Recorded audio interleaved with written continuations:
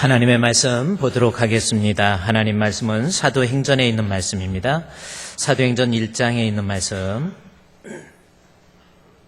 우리 신약성경 사도행전 1장에 있는 말씀입니다. 1장 6절부터 8절까지의 말씀, 사도행전 1장 6절에서 8절까지 말씀입니다. 사도행전 1장 6절부터 제가 봉독해 드리겠습니다. 그들이 모였을 때에 예수께 여쭈어 이르되 주께서 이스라엘 나라를 회복하심이 이때니까 하니 이르시되 때와 시기는 아버지께서 자기의 권한에 두셨으니 너희가 알 바 아니요 오직 성령이 너희에게 임하시면 너희가 권능을 받고 예루살렘과 온 유대와 사마리아와 땅끝까지 이르러 내 증인이 되리라 하시니라. 아멘. 좋으신 하나님의 은혜가 여러분과 여러분의 가정에 함께 하시기를 주의 이름으로 축원드립니다. 무더운 날씨 이번 주 한 주간만 지나면 아마 시원해질 것 같아요. 희한할 정도로 8월 15일 넘으면 그때부터 아마 시원해집니다. 마음도 또 8.15 광복절도 있고 그래서 마음도 좀 시원해지고 그러는 것 같아요. 옆에 계신 분에게 더운데 옆에 앉아주셔서 고맙습니다 라는 마음 가지고 반갑습니다.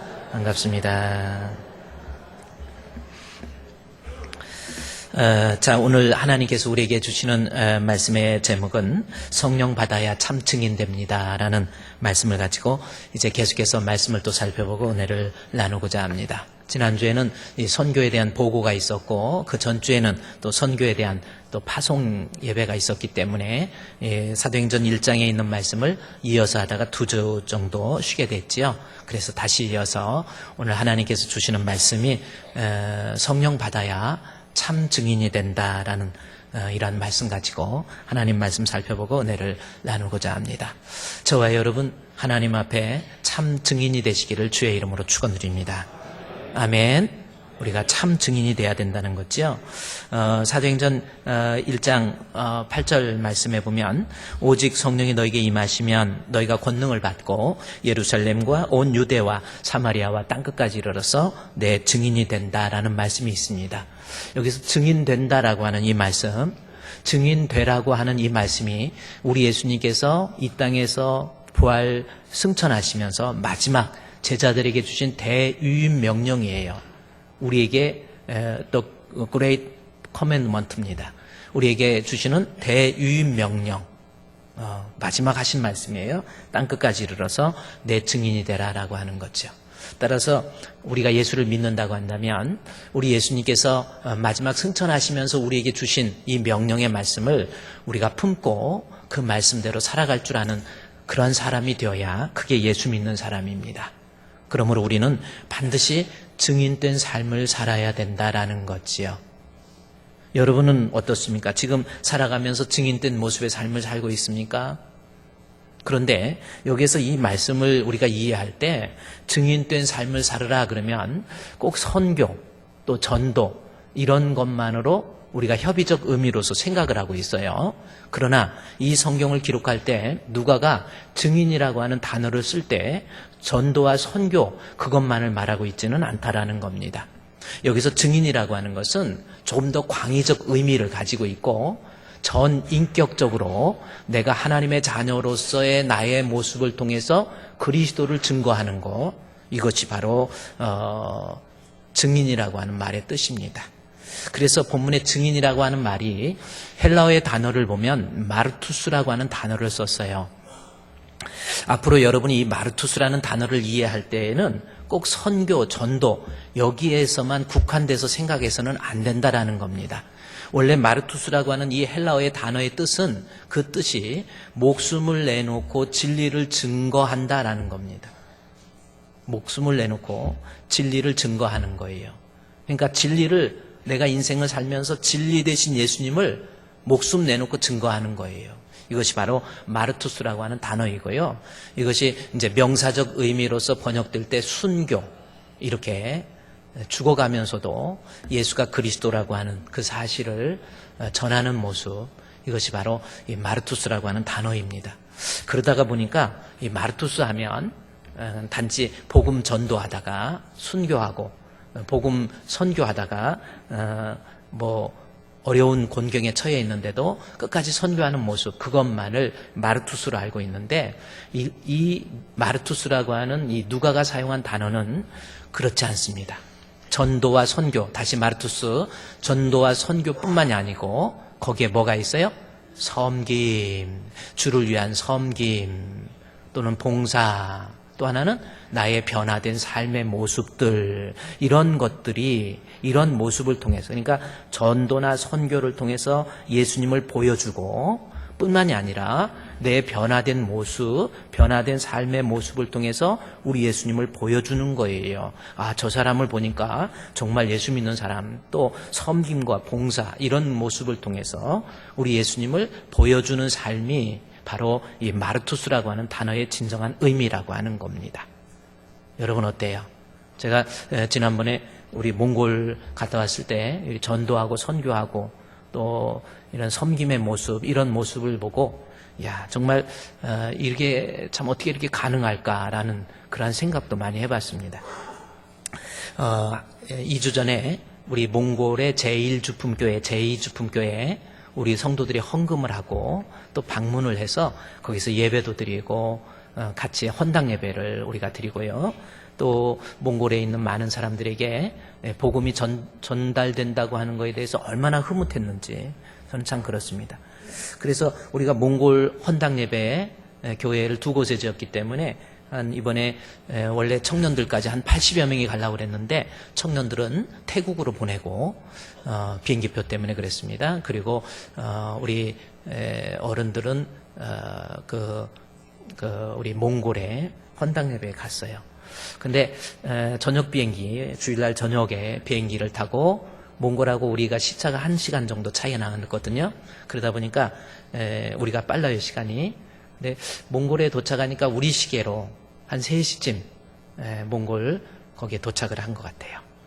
징기스칸 공항에서 차를 타고 한 30분 정도 우리 몽기총 선교센터에 도착을 하니까 한 3시 반쯤 우리 시간으로 된 것 같아요. 그런데 거기에 도착했는데 그 몽골 선교를 총책임하는 우리 김동근 장로님, 그분이 저희를 반갑게 맞이해주고 참 그랬어요. 그래서 처음에 뭐 공항에서도 꽃을, 몽골에서는요 이 상추나 야채가 없습니다. 이 자랄 수가 없어요. 추워가지고.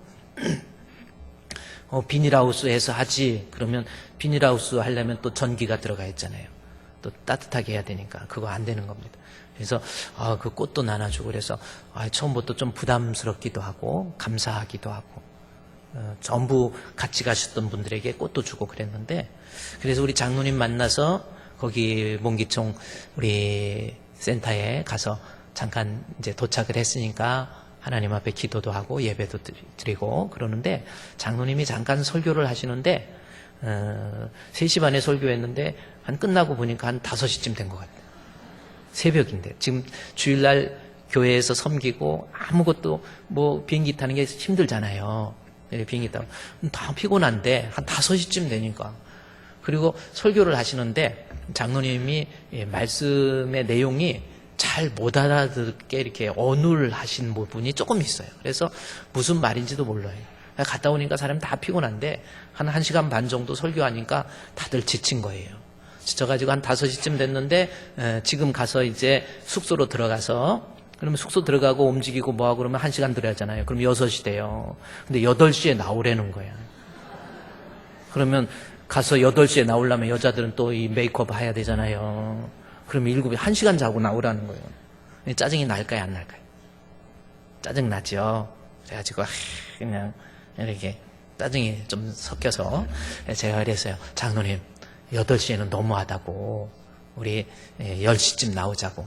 그래서 우겨서 10시에 나오게 그렇게 해서, 그래도 뭐 얼마 못 자고 나오죠.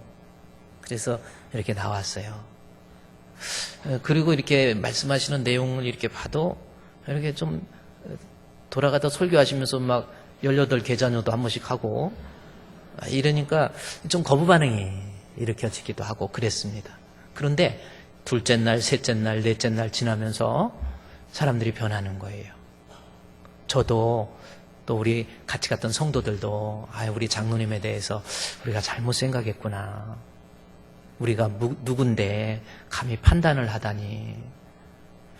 삶의 모습을 보니까, 알고 보니까 우리 성도들이 헌금해서 교회 지라고 하는 거, 그거 개인 사비 들여서 그 먼 거리 왔다 갔다 해야 되고 설계해야 되고 다 하는 거예요. 아니 뭐가 부족해서 한국에 계시면요, 돈도 있고 중소기업 사장이었기 때문에 돈도 있고 뭐 가족들도 다 한국에 있는데, 아니 묻으려고 거기까지 오셔서 이런 생고생을 하시겠어요. 그래서 살아가는 삶의 모습, 또 거기에서 섬기는 많은 그 스탭들의 모습을 보고 마음속에 감동이 오는 거예요. 야, 이럴 수도 있구나. 사람이 어떻게, 야. 그리고 이제 느껴지는 것이, 아, 장로님 참 훌륭하시다. 네, 그런 생각이 들더라고. 그래서 마지막 날 일진이 가고 이진이 모여서 그 예배당에서 같이 예배드리면서 장로님 간증도 듣고 오니까 저도 눈물이 얼컥 나요. 야, 어떻게 저분은 저렇게 할 수 있을까? 이런 생각이 좀 들더라고요. 나는 저렇게 못할 것 같아.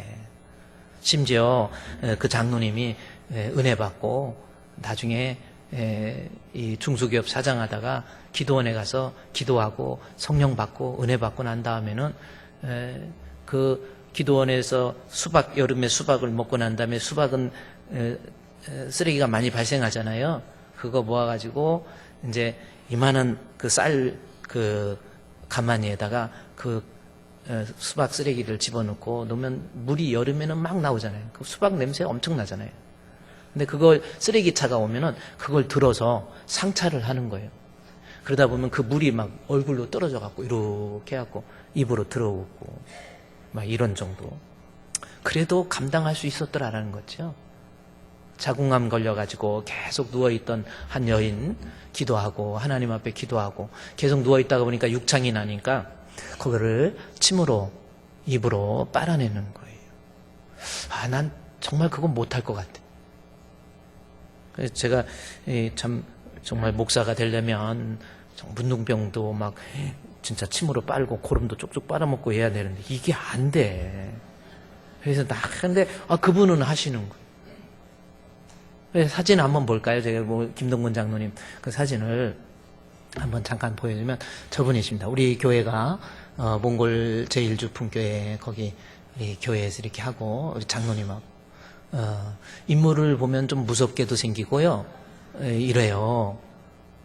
그래서 그렇습니다. 좀 넘겨보시면 옆에 여러분이 볼 때 왼쪽입니까? 키 크신 분, 저분은 몽골 사람이에요. 몽골 사람이 뼈가 이 골이 이 뼈가 굵어요.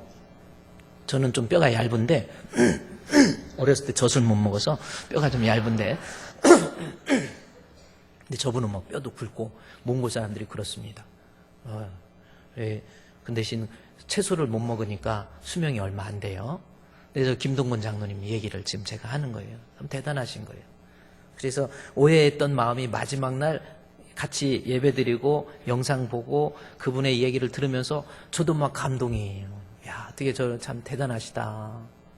그리고 하나님 앞에 장로님에 대해서 오해했던 거 다들 참 잘못됐다라는 거예요. 그런데 중간에 이제 우리 고등부 학생 최혜진 학생이 가서 중간에 특송을 했어요.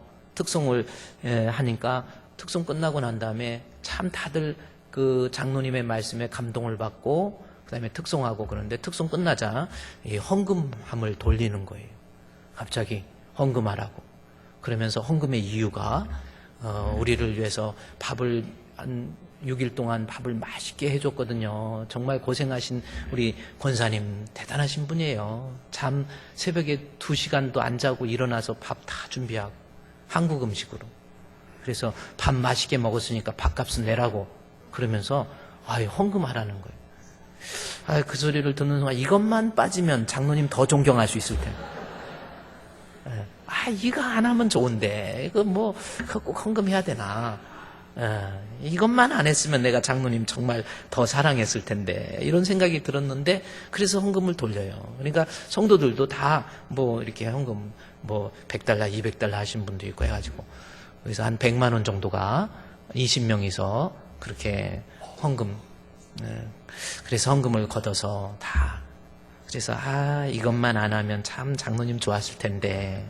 그리고 이제 또 계속 얘기하다가 끝날 때쯤에 아까 걷은 헌금 전부 앞으로 가져오라는 거예요.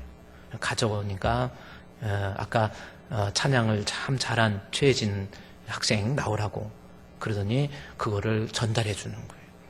당신이 네가 섬기는 교회 하나님 앞에 드리라고. 거기 제가 그거 좀 오해했던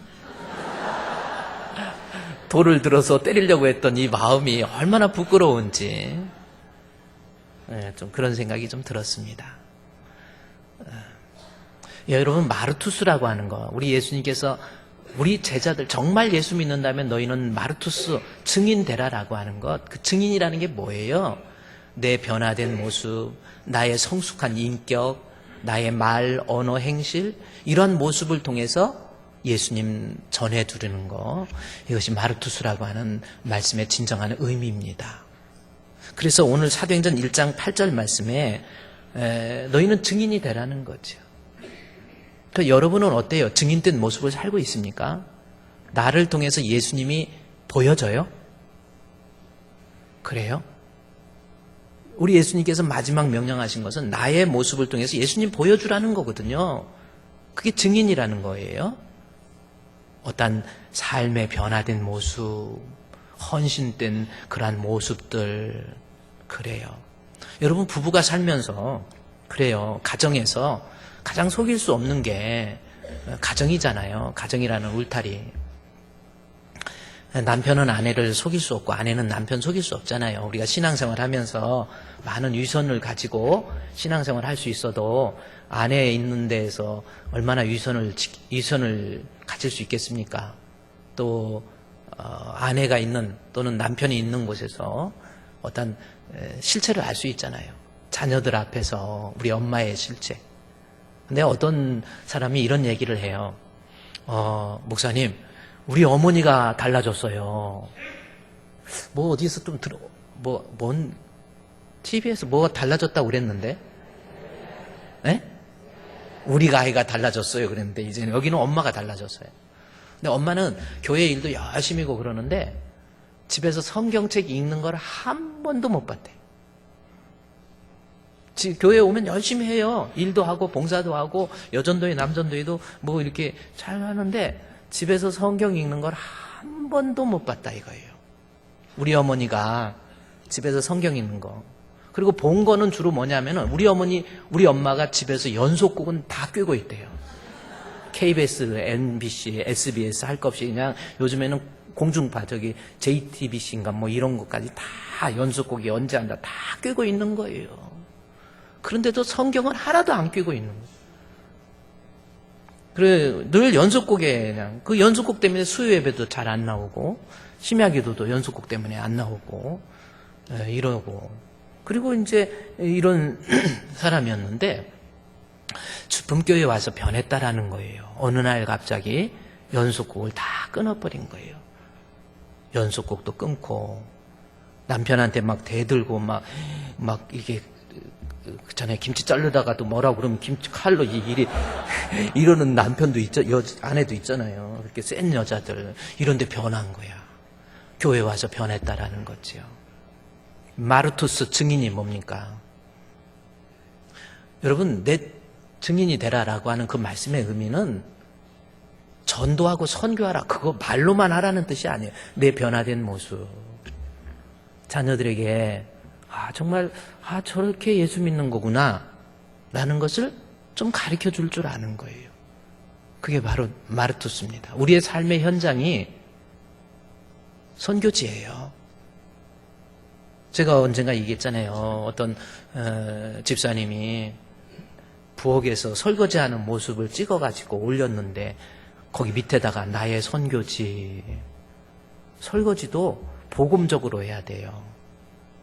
그냥 은혜롭게 이렇게 하지 막 집어 던지면서 이것은 이제 지가 처먹었으면 지가 먹었으면 지가 설거지 해야지 막 하면서 이렇게 하는 게 아니라 참 설거지 하면서도 그저 남편이 먹는 이 밥그릇 닦으면서 또 아내가 먹었던 밥그릇 다 닦으면서 이게 바로 선교지였다라는 겁니다. 마르투스라고 하는 의미를 조금 더 광의적 의미에서 여러분이 해석을 해야 돼요.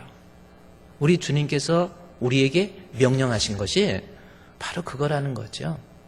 어디 가서 야, 저 사람 그 교회 장로래, 그 교회 안수집사래, 안 좋은 소문만 들려오는 거예요. 목사님 그 사람 조심하세요. 목사님 그 사람 지역에서 소문난 사기꾼입니다. 이제 지역을 뛰어넘었어요. 경기도 또 이제는 한국을 뛰어넘더라고요. 이제는 글로벌하게 세계적으로 사기치고 다니는 사람이 있습니다. 마르투스, 우리 여러분 교회 와서 예배 드리는 것만 우리가 신앙입니까? 지금 사도행전 1장 8절에서 우리의 변화된 모습, 그냥 보면 저 사람 정말 예수님 믿고 싶어하는 마음이 막 생기게 만들어주는 것. 이것이 우리 예수님께서 승천하시면서 마지막 그의 제자들에게 명령하신 The Great Commandment예요. 우리에게 주신 유임 명령. 우리는 이것을 품고 살아야 된다는 거죠. 나는 언제나 우리 주님의 제자로서, 예수 믿는 사람으로서 내 모습을 통해서, 때로는 선교도, 그래서 선교도 하는 거예요. 그래서 전도도 주변에서 예수 믿는다고 제가 선교, 전도 그렇게 얘기해도 지금까지 교회에서 예배 드릴 때는 그런가 보다 하는데 교회 밖에 나가서 전도에 대한 도전 하나도 안 받아요.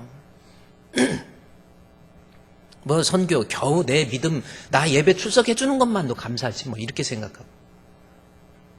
그거는 올바른 예수 믿는 사람의 모습이 아니라는 거죠. 우리가 한평생 살면서요, 저와 여러분, 내 주변에 있는 사람에게, 그것이 가족이든 아내든 남편이든 아이들이든 그것이 교회든 아니면 세상이든 우리는 마르투스가 됩시다. 어려워도 힘들어도 목숨 내놓고 진리를 드러내는 거거든요. 예수님 보여드리는 거예요. 그것이 바로 오늘 사도행전 1장 8절에서 우리에게 주시는 말씀의 내용이죠. 그런데 실제적으로 우리가 살면서 이러한 마르투스의 모습으로 그리스도를 드러낸다고 보여주는 것이 쉬운 것은 아니에요. 방법이 있습니다. 그 방법이 뭔지 아십니까? 본문에서 우리에게 이야기하죠. 사도행전 1장 8절에 뭐라고 그랬습니까? 한번 우리 같이 한번 읽을까요? 사도행전 1장 8절 시작. 오직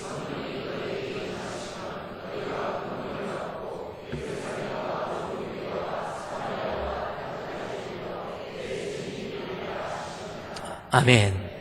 보세요. 중요한 것은 성령이라는 거죠. 지금 이 본문을 누가가 기록하면서 우리가 증인된 삶을, 목숨을 내놓을 만큼 어려움과 위기 속에서, 환난 속에서도 예수를 증거하고 드러내고 보여주고, 이것이 쉬운 것이 아닌데 그 방법이 뭐냐면 오직 성령이라는 거죠. 성령 받으면 나도 그리스도의 복음을 증거할 수 있는 사람이 된다라는 거죠. 나도 내 삶의 모습을 통해서, 변화된 모습을 통해서 예수를 드러낼 수 있는 그러한 사람이 될 수 있다는 거죠. 오직 성령이라는 겁니다.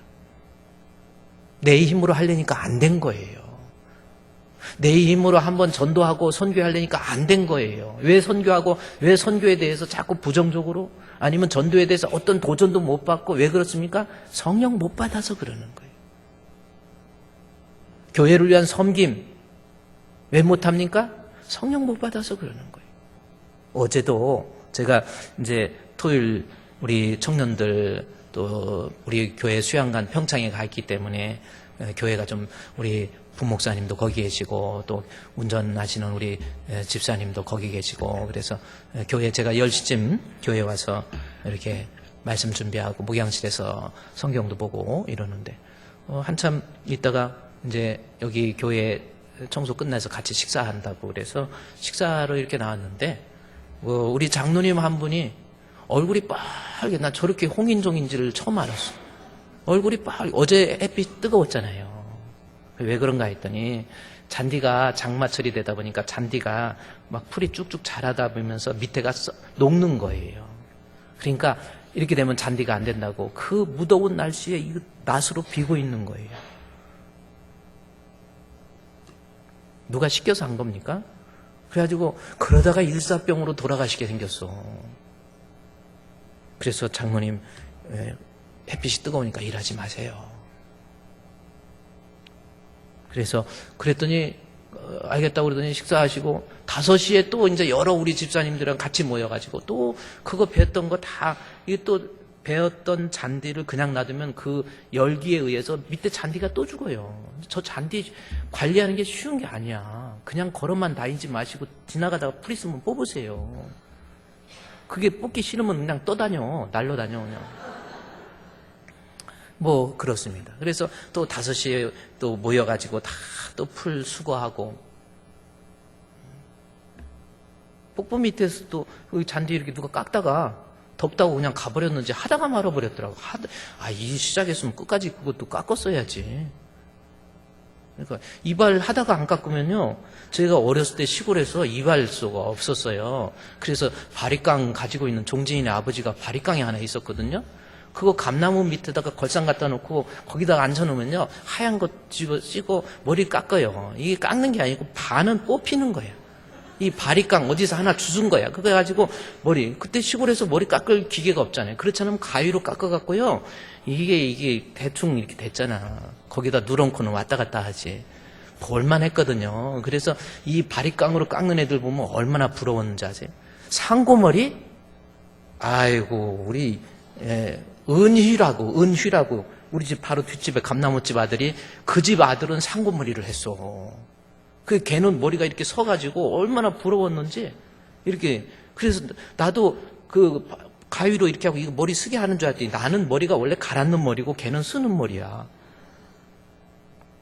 근데 저도 기계로 머리 깎다가 자방침 기름 좀 바르자 하더니 조금 있다가 저기 하더니 들어가가지고 기름 바른다고 하더니 머리 반 깎았어요. 그러더니 조금 있다가 야, 밥 먹고 하자 그러니까 추워 죽겠는데 이러고.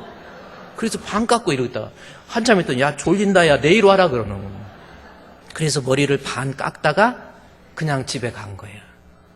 한쪽은 깎았어, 한쪽은 안 깎았어. 아침에 학교에 가면서 줄 맞춰서 가는데 이러고 가는데 한쪽은 깎고 한쪽은 안 깎고. 참 그런 시절이 있었어요. 근데 여기 폭포 앞에 보니까 풀 깎다가 안 깎았어. 누가 했는지. 더워서 그냥 가버렸나 봐. 한번 깎았으면 끝까지 깎아야 돼.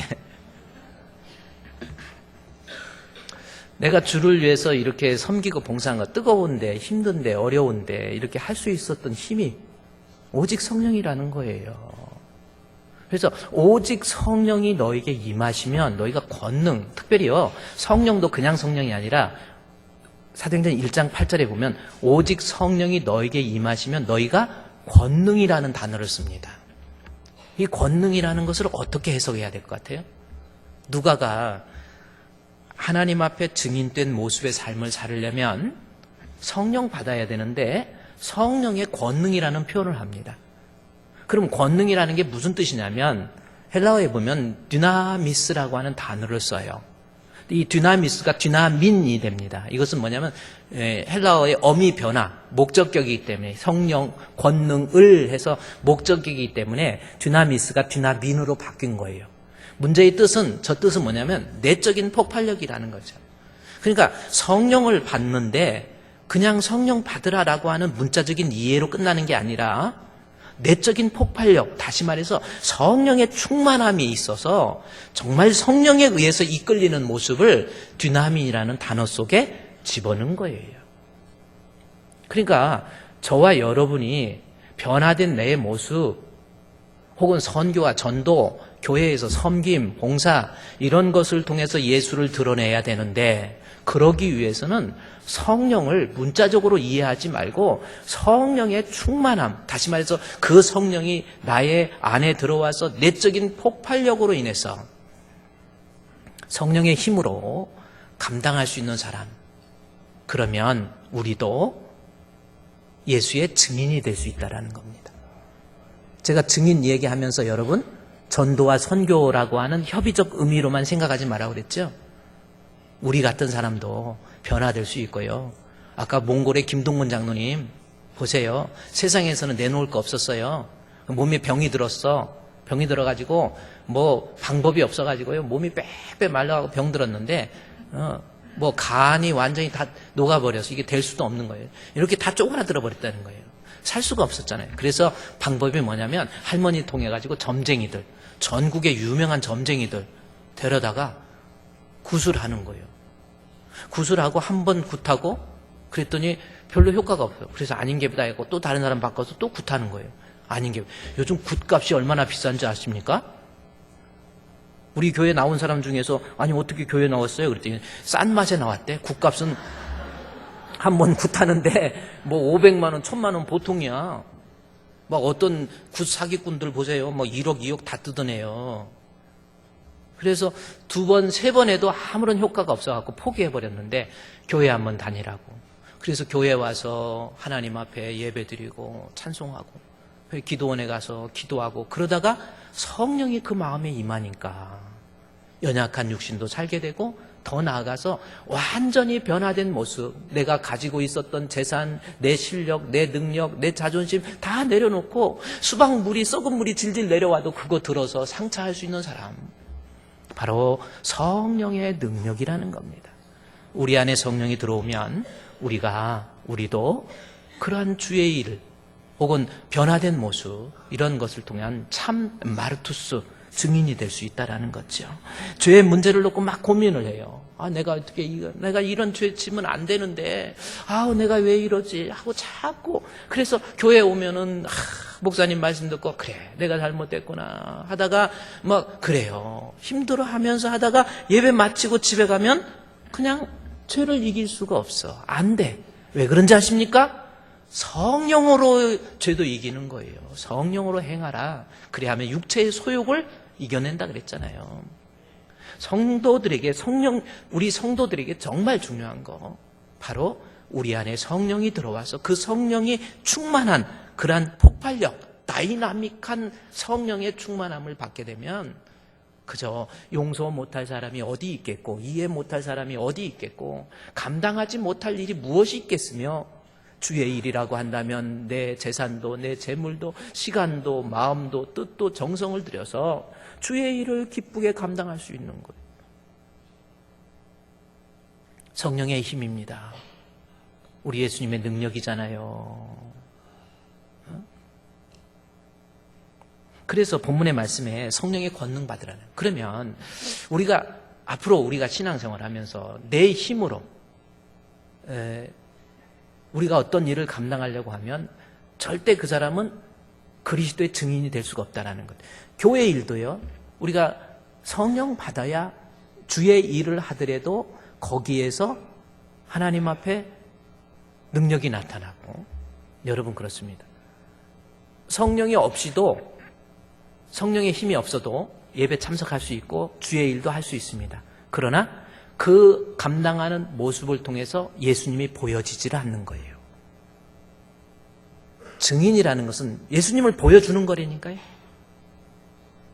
그러면 실제적으로 우리가 한번 이 관련된 내용, 내 삶의 모습을 통해서 예수님을 보여주자, 요건데, 요 내용에 대해서 사도행전 바로 앞에 있는 요한복음 14장으로 여러분이 한번 성경을 넘겨보세요. 자, 요한복음 14장에 있는 말씀을 보면 14장 12절입니다. 요한복음 14장 12절 말씀을 한번 보면요, 한번 여러분이 이 성경을 보세요. 자, 이게 무슨 뜻일까? 내가 진실로 진실로 너에게 이르노니 나를 믿는 자는 내가 하는 일을 그도 할 것이요. 야, 이거 대단한 거거든요. 보세요. 나를 믿는 자, 예수 믿는 자, 그 사람은 내가 하는 일을 그도 한다라는 겁니다. 여기서 내가 누구예요? 예수님이 하는 일을 그 사람도 한다는 거예요. 나를 믿는 자는. 자, 예수님이 하신 일, 그러면 예수님이 하신 일이 도대체 뭔가? 이것도 중요하지만 조금 더 이 본문을 이해하기 위해서 요한복음 14장 12절의 말씀을 조금 더 나아가면 보세요. 나를 믿는 자는, 우리 예수님이 그래요. 너희가 나를 믿는다면 내가 하는 일 너도 하게 된다. 할 수 있는 어빌리티가 있게 된다라는 거죠. 예수님이 하신 일을 할 수 있어요. 나도 할 수 있다라는 겁니다. 이거 대단한 거잖아요. 조금 더 나가보면 내가 하는 일을 그도 할 것이요. 또한 그보다 큰 일도 하리니, 여기서 큰 일이라는 것은 예수님이 하시지 못한 일도 한다라는 뜻이거든요. 아니 그러면 이게 말이 됩니까? 그럼 예수님께서 전능하신 하나님이신데 예수님이 못하실 일이 뭐가 있어요? 그런데 예수님께서 못하시는 일이라고 할지라도 나를 믿는 자는 그 일을 한다라는 겁니다. 그러면 여러분이 이 말씀을 자칫해서 잘못 생각하면 어떻게 생각하냐면 예수님이 못하시는 일 우리가 한다?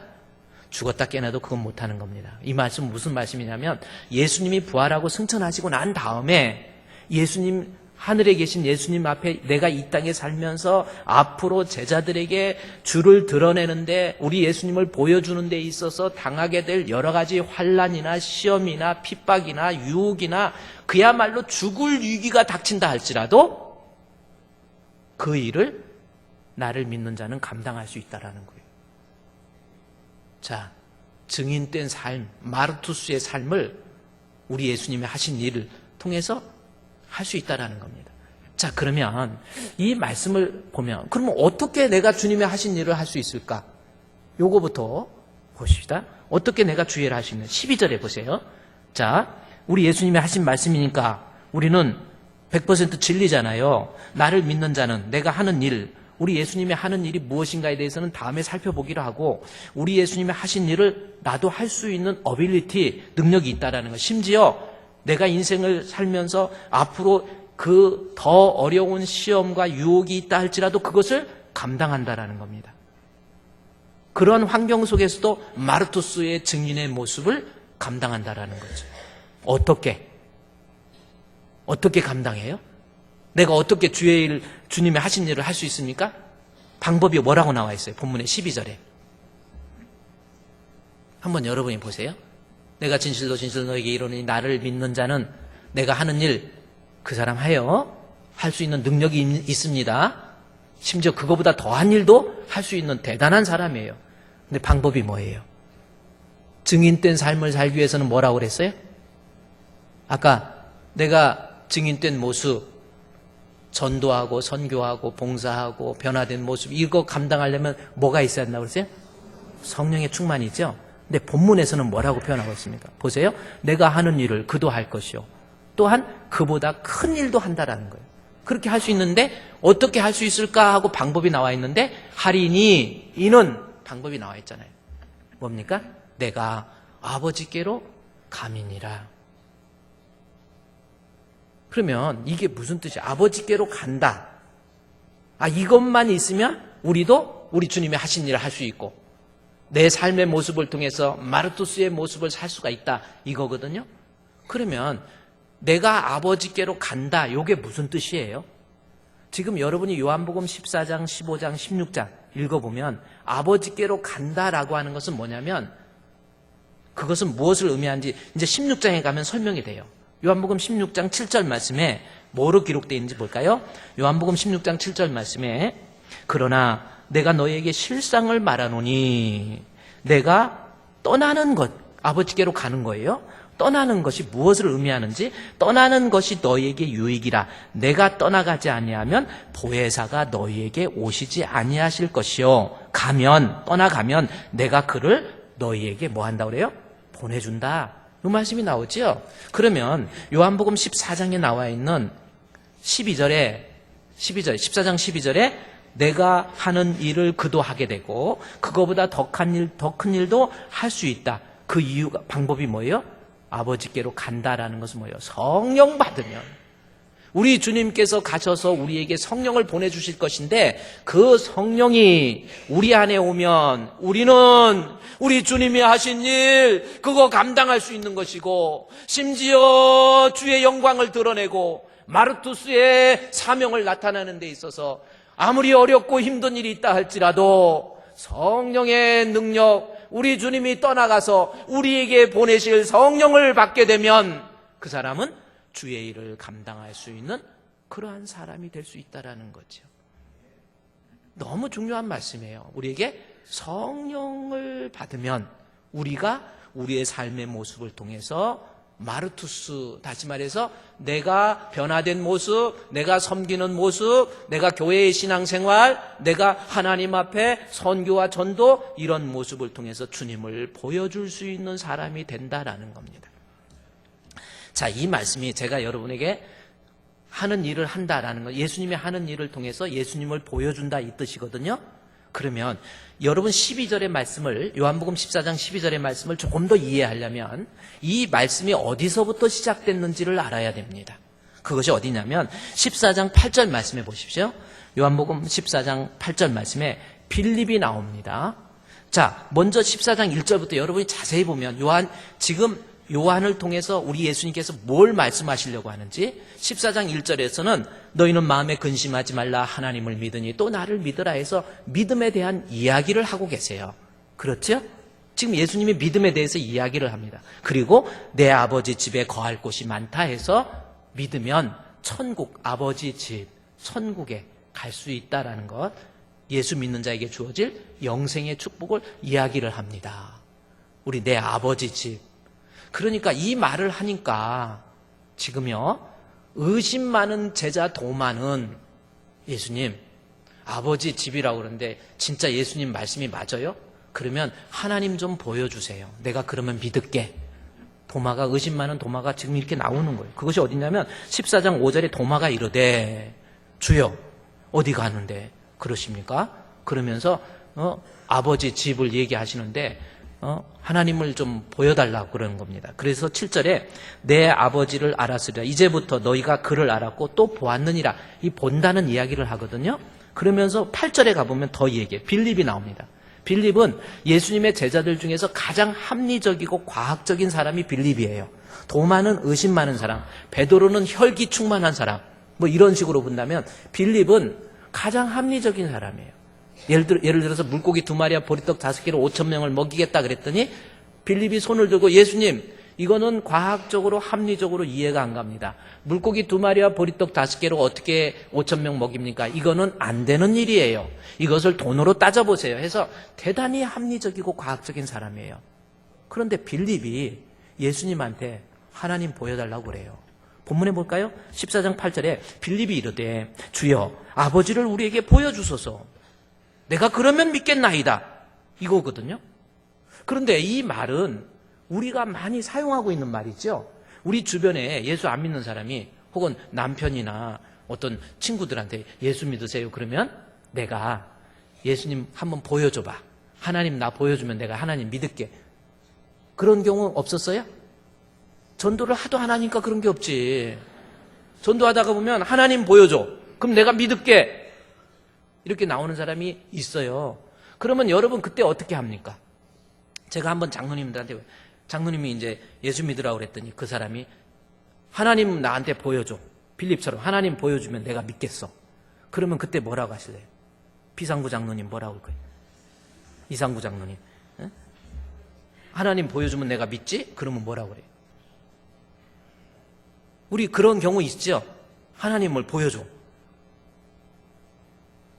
근데 하나님을 보여줄 수 있어요? 실제로. 그러니까 못 보여주죠. 그러니까 아유 그냥 일단 믿어봐. 나중에 알게 돼 하고 적당히 넘어가. 하여튼 그러면 아유 나도 처음에는 그랬어. 그 말 해가지고 나중에 그럼 지금은 어때요? 지금도 못 보여주면서 아유 나도 처음에는 그랬어. 일단 믿어봐. 또 이렇게.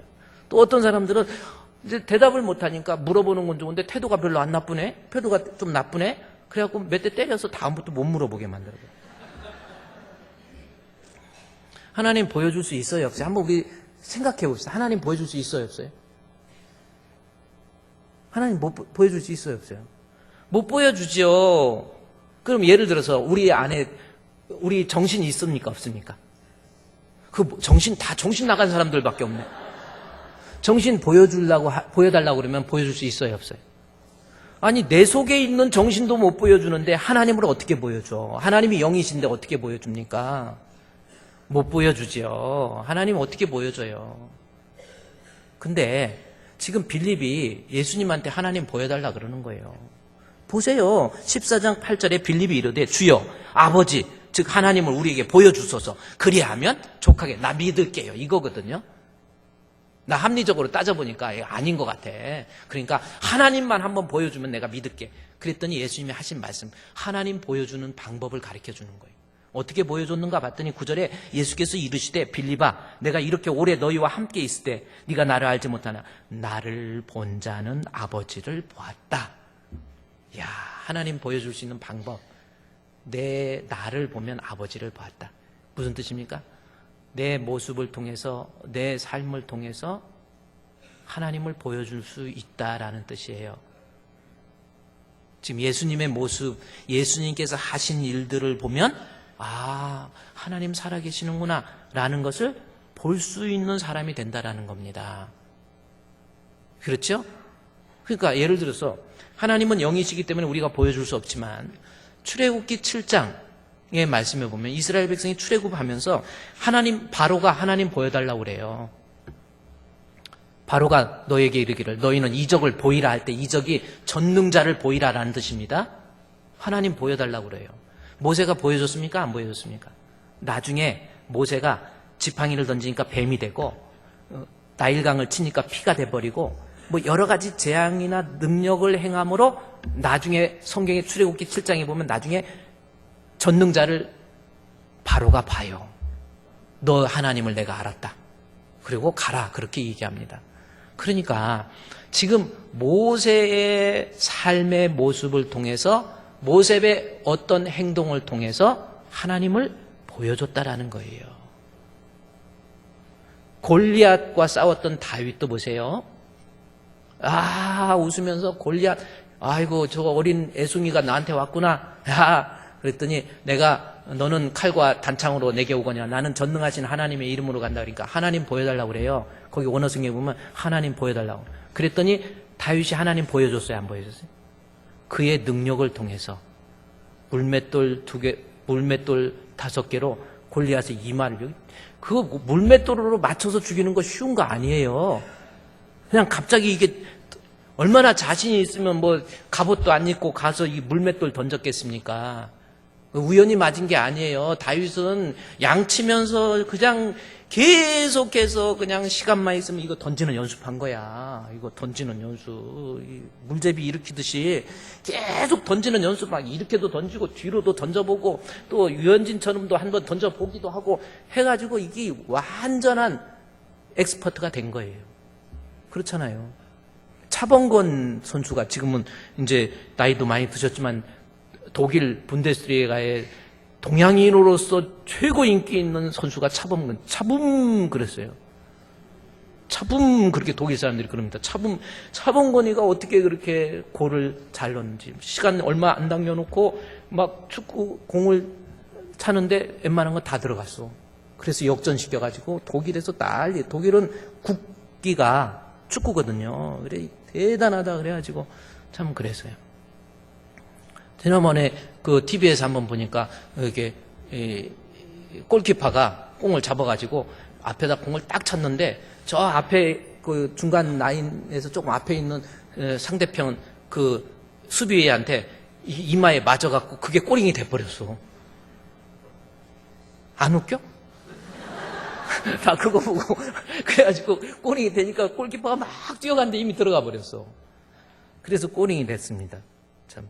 근데 차범근이가 그렇게 축구를 잘할 수 있었던 것은 뭐냐면 남들 다 훈련 끝났는데 골대 안에다 지금 골대 안에다가 저기 항아리 공 한 서너 개 들어갈 수 있는 항아리 구멍 같은 데다 놓고 계속 꽁 차서 골 집어넣는 거예요. 한 번 집어넣고 집어넣고 그러니까 그 조그마한 공 3개 4개 들어가는 데다가 연습을 수십 번 수백 번 한 거예요.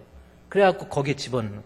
그거 몇 번 연습해갖고 집어넣은 다음에 골대를 보니까 이거는 뭐 다윗도 계속해서 이거 집어던져서 그거 맞추는 훈련을 하나님 앞에 어떤 사람은 시험 공부도 안 하고 주여 성적 잘 나올 줄로 믿습니다. 그거는요 웃기는 애야. 하나님을 보여주기 위해서 얼마나 부단한 노력을 했습니까? 그러니 골리앗 이마를 어떻게 정확히 여길 맞췄겠어요. 조금만 비껴나가도 비껴나가 살지. 그 다음에 이거 한번 헛방되잖아요. 그러면 골리앗이 가만히 있습니까? 다가와서 칼로 찔르잖아. 근데 정확하게 여기 맞아갖고 그냥 뒤로 쓰러져서 죽은 거. 남자가 총을 맞아갖고 앞으로 쓰러지는 거하고 뒤로 쓰러지는 거 있는데 앞으로 쓰러지면 살 가능성이 좀 있대. 근데 뒤로 쓰러지면 가망이 없대. 그런 건 적어놔요. 다윗이 하나님 보여줬어요? 안 보여줬어요? 그의 능력을 통해서 하나님을 그래서 골리앗과 블레셋 사람들이 만군의 여호와에 대해서 알게 됩니다. 이게 성경에는요, 다니엘서에 봐서도 이 고레스 왕 같은 경우도 다니엘의 모습을 보고 하나님, 나는 네가 믿는 하나님, 느부갓네살 왕도 네가 믿는 하나님, 하나님을 봐요. 지금 빌립이 예수님한테 하나님 보여달라 그랬더니 예수님께서 하시는 말씀이 보세요. 9절에 예수께서 이르시되 내가 이렇게 오래 너희와 함께 있을 때 네가 나를 알지 못하냐? 나를 본 자는 아버지를 보았다. 이거 뭐예요? 예수님의 삶의 모습을 통해서 바로 하나님을 보여줬다라는 겁니다. 그 말에 연결이 되어서 나온 것이 뭐냐면 14장 12절이에요. 여러분 이제 14장 12절이 왜 나온 거예요? 보니까 진실로 너에게 이르노니 나를 믿는 자는 내가 하는 일을 그도 할 것이다. 이게 무슨 뜻이에요? 우리 하나님, 우리 예수님이 하신 일, 그 일을 내가 함으로 내가 예수님을 보여주라는 거예요. 마르투스 증인이라는 것이 이거다는 거예요. 우리 예수님, 내가 이 땅에 살면서 예수 믿는다고 하면 우리 예수님이 하신 일, 그 일을 충실하게 감당함으로 인해서 내 삶의 모습을 통해서 우리 예수님을 보여드리는 것, 그 말씀이 지금 12절이라니까요. 여러분 요한복음 14장 12절을 그냥 넘어가면 안 돼요. 지금 그거잖아요. 내가 우리 예수님께서 하신 일, 그 일을 성령 받아서 능력으로 감당함으로 예수님이 그리스도이심을, 예수님이 하나님이심을 보여줄 수 있는 사람, 그 사람이 바로 마르투스라고 하는 겁니다. 그러면 본문에서 예수님이 하신 일, 그거 보여준다는 거거든요. 성령 받아서 내가 떠나면 해서 성령이 임해서 내 모습을 통해서 예수님이 하신 일을 감당하게 되면 그 사람을 통해서 우리 예수님을 보게 된다라는 것, 마르투스의 모습인데, 그러면 예수님이 하신 일이 뭐예요? 마태복음 4장에 보면, 마태복음 4장 23절 말씀에 보면 예수님이 하신 일, 자 이거 이제 보세요. 예수께서 온 갈릴리에 두루 다니시며 그들을 회당에서 가르치시고 천국 복음 전파하시고 백성 중에 모든 병과 약한 것을 고치셨다. 자, 예수님 하신 일 세 가지입니다. 가르치시고 복음 전도하시고 병과 모든 약한 것 고치, 섬김, 봉사, 이런 모습이에요. 그러면 지금 예수님이 하신 일을 우리 한번 세 가지로만, 여기 본문에서 예수님이 하신 일은 가르치시는 일이고, 예수님이 하신 일이 전도하시는 일, 예수님이 하시는 일이 섬기는 일, 이 세 가지로 본다고 한다면 요한복음 14장 12절에 있는 말씀 보세요. 나를 믿는 자는 내가 하는 일, 다시 말해서 가르치고 전도하고 섬기는 일, 이 일을 그거보다 더한 일이라 할지라도 성령 받으면 가능하다. 할렐루야! 이거예요. 가르치는 교사, 머리로 가르칩니까? 내가 교사의 사명을 감당하면서 나의 모습을 통해서 예수님이 증거되고 마르투스의 모습처럼 예수님을 보여줄 수 있는 방법은요, 성령 받아야 진짜 교사 되는 거예요. 성령 받아야 진짜 믿음 있는 사람 되는 거라니까요. 성령 받아야 전도하는 사람이 되는 거예요. 전도 아무나 합니까? 제가 아까 얘기했죠. 아무리 전도에 대해서 이야기를 들어도, 선교에 대해서 아무리 도전을 줘도 교회만 벗어나면 그래요, 전도와 선교에 대한 어떤 도전도 없어요. 이유가 뭡니까?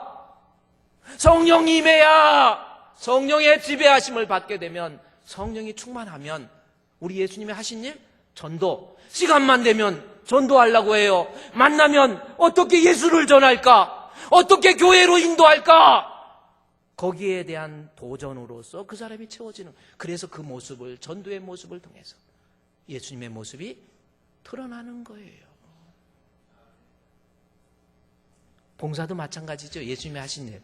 물론 이 말씀에 대해서는 다음 주 자세히 살펴보겠지만은, 내가 하는 일, 예수님이 하신 일, 그보다 그 큰 일이라 할지라도 아버지께로 간다, 다시 말해서 성령을 받게 되면 우리 예수님 하신 일, 그거보다 더한 일이라 할지라도 내가 이것이 주의 영광을 드러내고 그리스도의 복음이 드러나고 예수가 하나님 되심에 대해서 나타날 수 있다고 한다면 보세요. 성령 받으면 마르투스가 됩니다. 목숨 내놓고 마르투스가 됩니다. 그래서 우리는요, 이 선교와 전도 또 봉사와 섬김 가장 중요한 것이 성령이에요. 미국 속담 중에서 예수 믿으면서 성령 받지 못하고 예수 믿어라, 이런 속담이 있다고 해요. 성령 받지 못하고 성령의 내적인 역사 능력이 없이 신앙생활한다. 그 사람은 하나님 앞에 절대로 주의 영광을 그 사람의 삶의 모습을 통해서 보여주지 못해요. 교회는 다니지만 저 사람 보고 예수 믿고 싶지가 않는 거예요. 교회는 다니지만 전혀 변화가 안 되는 거예요. 교회는 다니지만 선교, 전도 신경도 못 씁니다. 교회는 다니지만 아직도 혈기만 팔팔 살아있고 아직도 세속적이고 욕심적인 것만 가득 채워져 있어요. 왜 그렇습니까? 내가 하는 일을 하려면 성령이 임하셔서 성령 받아야 돼요. 앤드류 머레이라고 하는 분이 쓴 책이 하나 있어요. 그 책 제가 한번 이 성령으로 살고 성령으로 행하라라는 책입니다. 이 앤드류 머레이라고 하는 분 1800년도의 사람이에요. 1900년도에 돌아가셨는데 이분이 19세기 기도의 성자, 성령의 능력을 드러내는 성자와 같이 성령의 능력의 사람, 앤드류 머레이 대단해요. 저분이 쓴 겸손이라는 책은 우리 성도들이 꼭 한번 읽어봐야 될 책이고요. 내가 죽고 예수가 사는 모습, 그것도 저 책도 참 좋습니다. 근데 저 책에 보면 성령으로 살고 성령으로 행하라라는 겁니다. 이 말은 무슨 뜻이에요? 예수 믿는다고 하면서 성령 받지 못하면, 교회는 다니지만 예수 믿는다 하면서 성령 받지 못하면 하나님을 아버지라고 절대로 고백 못해요. 입술로 하는 것과 틀리 성령 받아야 하나님을 아바, 아버지라 고백하게 돼 있고, 성령 받지 못하면 예수를 그리스도라 주로 고백을 못해요. 성령 받지 못하면 교회 생활 제대로 못합니다. 신앙생활 제대로 못합니다. 앤드류 머레이가 한 말이에요. 툭하면 예배 빠지고, 뭐 바쁘다고 예배 빠지고, 주일 성수? 아이고, 하나님 앞에요, 성령 받지 못한 사람 보세요. 폰만 잡아요. 이게 안 되는 일이라니까요. 그래서 성령 받지 못하면 하나님 앞에 예배생활, 신앙생활, 교회생활, 봉사생활 못하는 거예요. 따라서 예수 믿는 사람이라고 한다면 순간순간 오순절 성령의 강림의 사건처럼 우리 가운데 성령의 충만함을 받아서 성령의 이끄심을 받아야 우리가 하나님 앞에 우리 예수님 하신 일 묵묵히 주의 일이라고 한다면, 이것이 선교가 됐던 봉사가 됐던 날마다 주를 섬기며 언제나 주를 기리고 그 사랑 안에 살면서 딴 길로 가지 맙시다. 자꾸 곁길로 가잖아요. 자꾸 딴 길로 가잖아요. 자꾸 아무런 변화도 일어나지 않잖아요. 예수님이 하신 일 근데 어떻게 하겠어요? 성령이 임하시면 우리 주님이 주신 능력으로, 그렇죠? 예수의 능력으로 나는 일어서리라. 주의 크신 능력으로 나는 일어서리라. 원수가 날 위협해도 쓰러지지 않으리. 주의 크신 능력으로, 주의 크신 능력으로, 우리 주님이 주신 능력, 성령의 능력으로 내가 진짜 증인 될 수 있습니다. 우리 사랑하는 주풍교회 성도 여러분, 우리 성령으로 살고 성령으로 행해 봅시다. 말씀을 읽는 자에게, 말씀을 듣는 자에게, 은혜 받는 자에게 성령을 주시고 구하는 자에게 성령을 주세요. 참 증인이 되시기를 우리 주님의 이름으로 축원드립니다. 하나님 감사합니다. 우리 주님 앞에 참 증인이 될 수 있도록 역사해 주시옵소서. 예수님의 이름으로 기도드리옵나이다. 아멘.